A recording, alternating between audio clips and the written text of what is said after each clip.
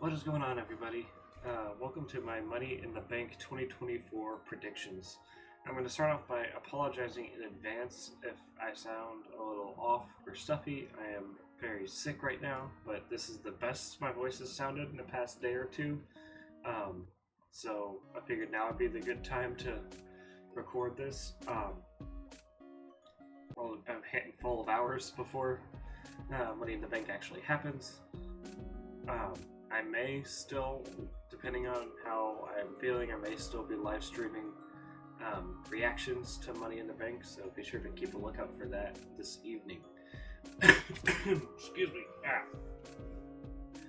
But we're going to head through the card here. I'm going to be saving the Money in the Bank ladder matches themselves till the end, because that's the one I've got to do the most talking for the reasons for my predictions for. But yeah, so let's start things off with the six-man tag between Cody Rhodes, Kevin Owens, and Randy Orton, taking on the bloodline of Solo Sikoa, Tama Tonga, Tonga Loa, and or Jacob Fatu. I think this is the one I am probably the most confident in my prediction for, and that is the bloodline winning, because the bloodline has to win this. Like, it would just ruin what they've done otherwise, unless they lose by disqualification. I could see that happening. Like, they don't really care about winning and just start using weapons to just beat the shit out of Cody. But I think Bloodline wins and Solo pins Cody for the victory. To set up further match at SummerSlam. Yeah. But also, the Bloodline, I believe, correct me if I'm wrong, but I believe the Bloodline is undefeated in tag matches where there's 3 or more people involved, or any match where there's 3 or more people of the bloodline involved in the matchup. Like they had the 6-man tag back at Backlash. They had War Games back in 2022. They had a 6-man tag against RK Bro and Drew McIntyre back at Backlash 2022. I think in every match like that, where there's at least 3 Bloodline members on one team, they always win. And I think that's going to continue here. And I was going to say whether I thought Roman was going to show up or not would depend on where it's at on the card. It would have to be last on the card. And it is apparently not going to be last. That is going to be the World Heavyweight Championship match. So I definitely do not think we are getting Roman today. Next up, I have the Intercontinental Championship match between Sami Zayn and Braun Breaker. Now, for this one, I'm not as confident as I initially was when I first heard about this match, because WWE seems very intent on only really having major title changes at WrestleMania and SummerSlam, it seems. If SummerSlam goes the way that a lot of us are thinking it will.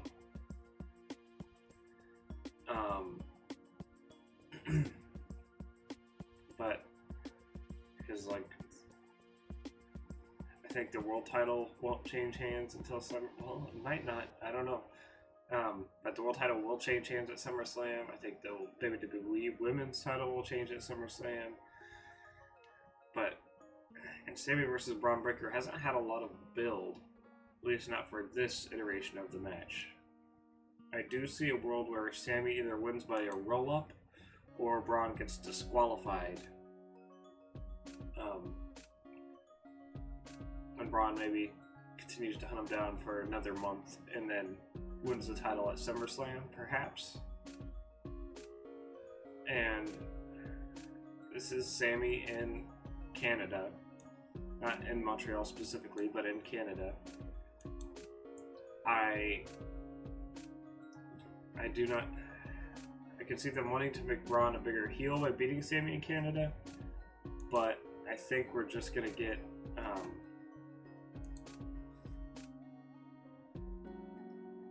I think it's gonna be Sami retaining one way or another here. There'll be a bigger build to the match where Braun actually does beat him. I'd love to be wrong, because I'd love to see Braun as Intercontinental Champion, but I do think Sami needs to lose the title soon before he comes across as looking too dominant.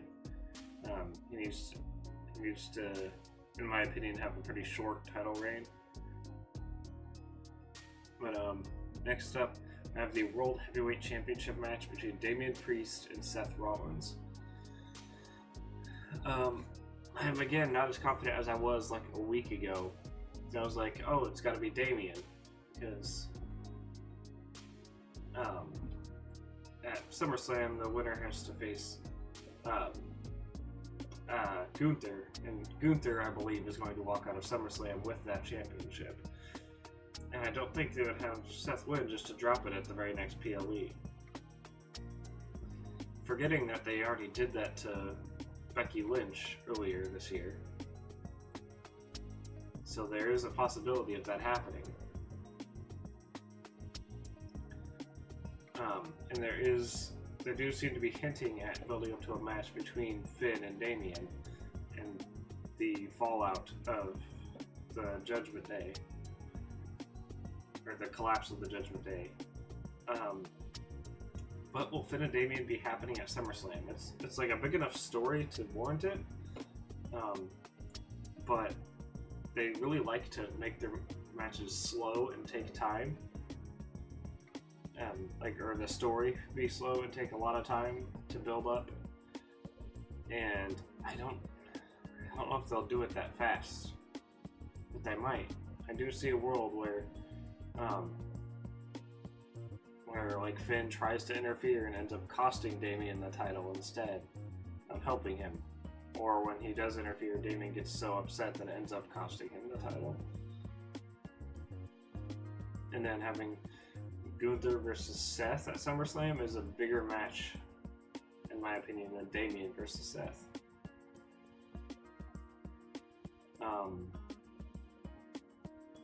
So I think I'm gonna go with the I'm really not confident on this one. I'm gonna go with, I think, Seth Rollins. I would love to be wrong though. This I will say, Money in the Bank this year is the most unpredictable PLE of the year so far, and I don't think it's even close. The Bloodline match is the only one that I have really any sort of confidence in my answer. Now, for the Money in the Bank matches, the men's and women's matches, I gotta sort of preface this with what my thoughts were leading up to my predictions here. So I'm not only trying to think of who should carry the briefcase, but who could realistically cash in and on what championship and win. So on the men's side, the World Heavyweight Championship is good. Whoever leaves tonight with the championship is going to be facing Gunther at SummerSlam for that championship, where I believe Gunther is going to win. And once Gunther wins, I don't expect to see him drop it for quite some time, at least not until after the turn of the year, at the very least. Because Gunther, if you look at his career, he's a long championship reign person, and I do not see him dropping it before the end of the year. And I expect Cody to walk out of SummerSlam with his championship as well. And I don't expect him to drop it until at least Mania of next year. So the men's briefcase winner either has to cash in and lose, or hold on to that briefcase for a long time. And then on the women's side, I believe that Nia Jax will walk out of SummerSlam with the women's, or the WWE Women's Championship. And I think that I think she'll be holding it at least for a handful of months. Again, probably until at least toward the end of the year, if not the turn to the new year. And Liv, I expect to hold on to the Women's World Championship at least until Rhea Ripley comes back, which she, from what I've heard, is not expected to be before SummerSlam. And so not until their feud is over do I expect somebody other than the two of them to have it. I don't think the championship will go to anybody that's not one of the two of them for quite some time, unless Rhea helps Liv get cashed in on by somebody, but I guess that is a possibility. But I don't see a world where I don't really expect either of them to lose their title before the turn of the year either. And all that to say that I don't expect anyone on either side, any of the world champions, to lose, who walk out of SummerSlam with their championship, to lose it by the end of the year. Except in the case of Liv, she could drop it to Rhea at some point, but in that case, I don't expect Rhea to drop it before the end of the year. Which means that for the briefcase holders, they would have to both either fail to cash in or hold on to them for a long time. And so that leads me to my next point. Throughout the entire history of Money in the Bank, there has never been a time where both the men's and women's briefcase make it past SummerSlam. It's never happened. Where they both end up, or at least one of them is always cashed in by the end of SummerSlam. So essentially, there's no time when both of them last longer than a month. When Carmella won the briefcase, that was the year when Baron Corbin cashed in his Money in the Bank briefcase just a handful of days after the event. And there were like 4 years in a row where the women all cashed in within 24 hours of winning the briefcase. And that's when we got our longer men's briefcases, or at least longer than that. Like we had our, your Big E and your, Otis / The Miz. You had longer men's holding of it. This past year, the Io held it until SummerSlam, and then Damian held it till Mania. And I think this year, when I'm thinking in my head about who are the potential winners for each match, who I could expect to see holding it for a long time. Because let's be honest, in the women's match, there's only really two people to pick from. You could make the argument for Lyra, I guess, but most people agree it's either Tiffany Stratton or Chelsea Green. For both of them, I expect to see them to hold the briefcase for quite some time.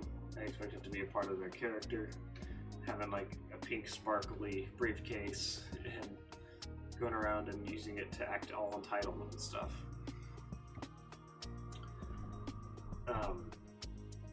And I could see it being a very important part of their character for months before they finally cash in. But on the men's side, where this is more unpredictable because there's not as clear of a person. I don't see what the vision for the briefcase ahead. It seems very clouded. I don't see where the briefcase is, or the briefcase will be going in storyline. So all this to say, I think the women's briefcase will be the one that lasts longer this year, makes it past SummerSlam. The men's briefcase, I do not think will do so. So on the women's side, that leaves me with either Chelsea Green or Tiffany Stratton. And it's been tough for me to think of who it'll be between those two. It's one of those two. Chelsea Green's from Canada, and you could argue she needs the briefcase more, because Tiffany can earn women's world championship opportunities on her own, or WWE Women's Championship opportunities on her own. She's done it. She's already competed for it at a PLE before. She was in the Elimination Chamber match earlier this year. She's been booked stronger than Chelsea. And Chelsea's character would arguably work better and they both will work great with it, but I think Chelsea would work a little better with it. her acting all entitled with it to Adam and Nick. But Tiffany also has this sort of friendship going on with Nia Jax, who, as I said before, I believe is walking out WWE Women's Champion from SummerSlam. And I think there's a story to be told with Nia holding the belt and Tiffany holding the briefcase. Because as of right now, we still don't really know what the point is of them having that team up. We don't know why they did that. So, like, there's got to be some reason for it. Like, what's their long-term goal with this story? Like, why are they teaming up? And the way WWE has been doing the sort of build over the past 24 hours or so for Money in the Bank, they've been really hyping up Chelsea Green being from Canada. And I don't know. I'm thinking I was originally leaning more for Chelsea Green because I've been calling for Chelsea Green to win the Money in the Bank briefcase since last year. Like after last year's Money in the Bank, I was like, next year I need Chelsea Green to win because obviously Tiffany wasn't on the main roster yet. And then after she got called up back at the Rumble and started appearing on the main roster after that, I was like, oh, she could also be really good for Money in the Bank. And look where we ended up. They're the two picks. I think I'm going to go with Tiffany Stratton just because I do see a future for Chelsea Green holding the briefcase and it working well for her character. I do see a world where where she has Piper Niven do all of the heavy lifting for her pretty much, and she's more the snively heel that just after Piper takes people out, then she just comes in and takes all the credit. I don't see what the story would be. I see there being more of a story with Tiffany holding the briefcase while Nia holds the belt. I feel like there's a lot of story to be told there, and so I'm going to go with that. Now on the men's side, this is where a lot of people are having discourse, because there are a few running theories. What a couple things we can all agree on, I think, pretty much, is that LA Knight is not winning. He's going to get screwed out of it by Logan Paul. We all can see it coming a mile away. We know it's going to happen. The build up to their match at SummerSlam for the United States Championship.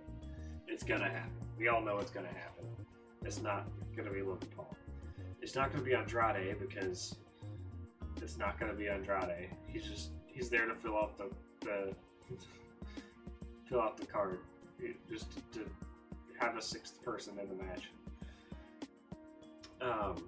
For Chad Gable, most would believe he's going to get screwed out of it by the Wyatt Six, and I think that is very possible. I had heard one other theory that I think also does hold some merit, which is noting the fact that since that first initial attack, they haven't actually done anything to Chad Gable other than show up while he's in the ring and they let him leave. And both the first time they appeared and the latest time they appeared, Jey Uso was out in the ring, or out in the main area. The first time he was technically in the crowd, but you know what I mean. I forget who it was, that's the reason I don't say, but I saw someone saying that there's a world where they make you think they're going for Chad Gable, Chad runs away, and they end up going for Jey Uso instead. Because he also turned his back on family.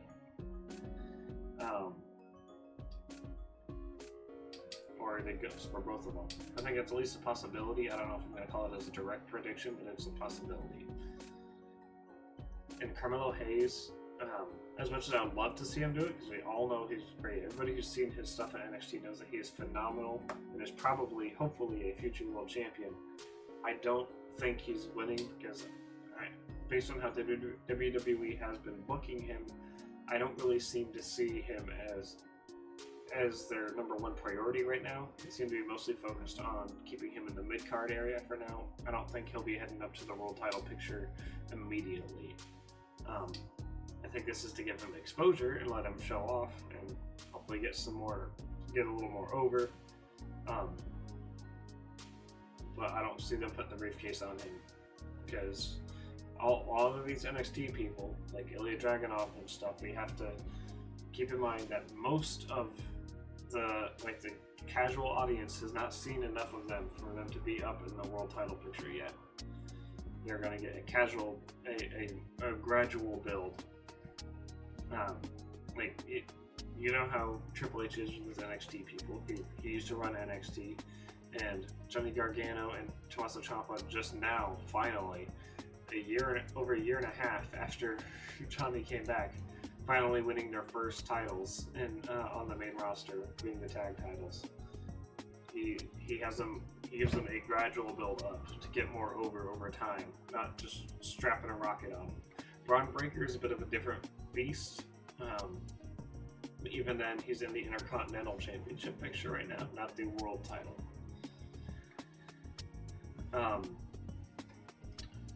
Who else is in the men's match? Did I get on others? I checked Evil. Okay. And yeah, there's Drew. I was saving Drew for last. But most people seem to be debating between Jey Uso and Drew McIntyre. For Jey Uso, a lot of people are saying, he's the most over dude on the main roster right now. People love him. Think of the merchandising opportunities with Yeet in the Bank, or the Mun Yeet in the Bank, or the Money in the Bank Yeet case. And he's literally the poster child. He's on the poster, and the poster behind me isn't the same, but on the main poster, as him holding a Yeet in the Bank briefcase. They for the sake of that, they would want to do it. But I want to counter that with one, do you see him trying to cash in on Cody and failing? Because he certainly isn't succeeding. I don't know if they want to do that to him. I don't know how that would work. For the World Championship, I don't see him cashing in on Gunther anytime soon. Like I said, I don't think Gunther will be dropping it for a long time. And I don't see a world where he cashes in and succeeds, and I don't want to see him cash in and fail either. And again, the fact that he's on the poster makes me believe that he is not going to win, because why would they be putting out all the merchandise now of Yeet in the Bank? As opposed to when the moment happens, I think they're getting all of it out of the way because of the fact that it's not going to happen. That's why they've got him on the poster and everything.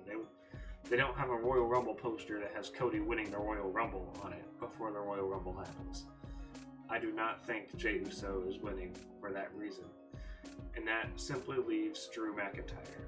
I know I'm not the only one to state this theory, and I've heard people having problems with this. And regardless of how I feel about whether I agree or disagree with those, it doesn't change the fact that it's what I think is going to happen.